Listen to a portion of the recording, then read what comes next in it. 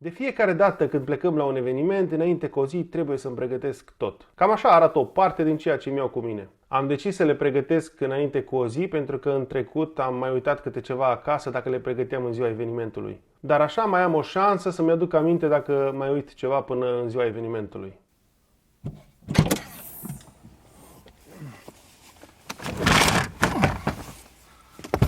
Gata, plecăm la eveniment. Să-mi pun toate boxeluțele aici. Geacă. Aici am cabluri. Și rucsacul. Rucsacul cu tot ce trebuie. 25 de kilometri, 3,50 € costă. Hoții! La biserică de obicei merg mai repede cu o jumătate de oră pentru ca să am timp să-mi trag cadrele cu drona și cadrele din biserică pentru best moments. Acum îmi trag niște cadre cu drona la biserică. O să vă arăt imediat unde e biserica. O biserică mai nașpa ca asta n-am văzut. Pentru că nu au curent și au generator de curent și fac o gălăgie de numai. Ai grijă că te calcă. Nu, aceasta este biserica. Calcă-i, fie.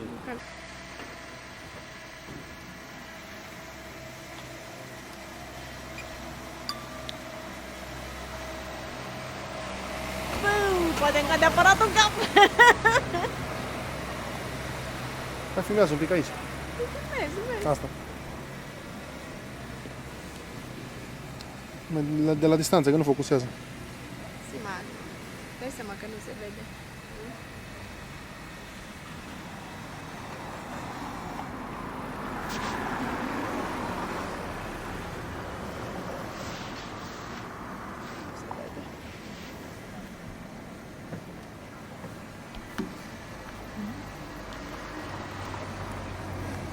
Deci, de ce nu duci așa de tare aparatul ăsta ca să micșorăm, să mărim? Oare ce se mi se întâmplă dacă îmi cade asta în cap? Ce aparatul? Da.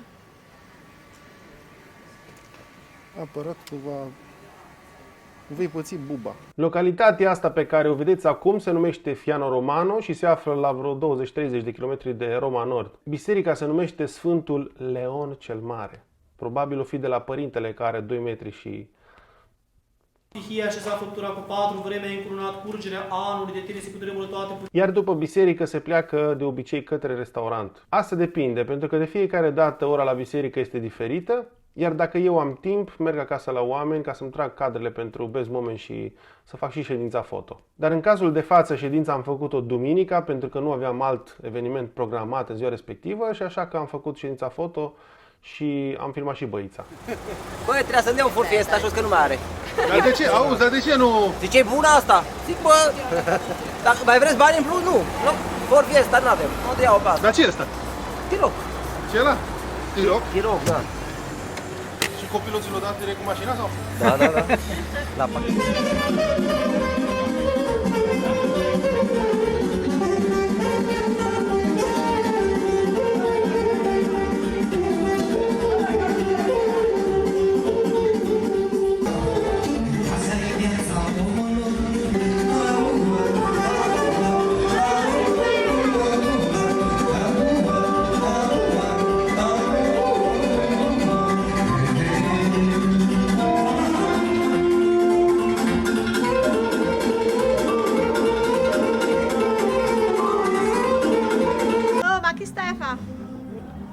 Ce faci? O zis soțul meu să nu cumva să vorbești în italian. În italian am vorbit. Păi nu, pentru că dacă vorbim în italiană și se uită lumea din România la noi, ce Dumnezeu înțeleg? Bine că italiana e la fel ca românească, plus Păi minus, și da? atunci ce-am zis? Nu, dragă, vreau să-ți fac niște poze și șmechere.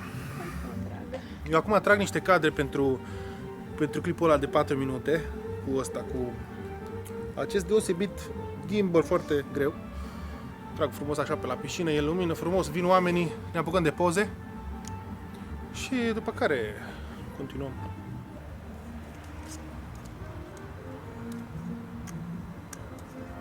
Deci îmi este frig de întremură mâinile.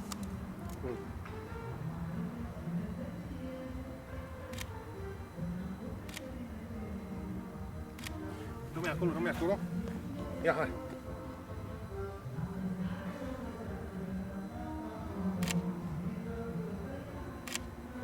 Stai acolo. Filmează, filmează. Trebuie să le arăși la oameni ce fac aici.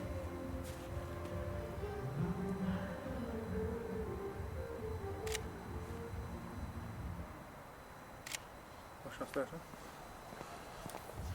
Uitați aici, ca să înțelegeți ce înseamnă un 85 de mm cu f1.8. Ia, frumos.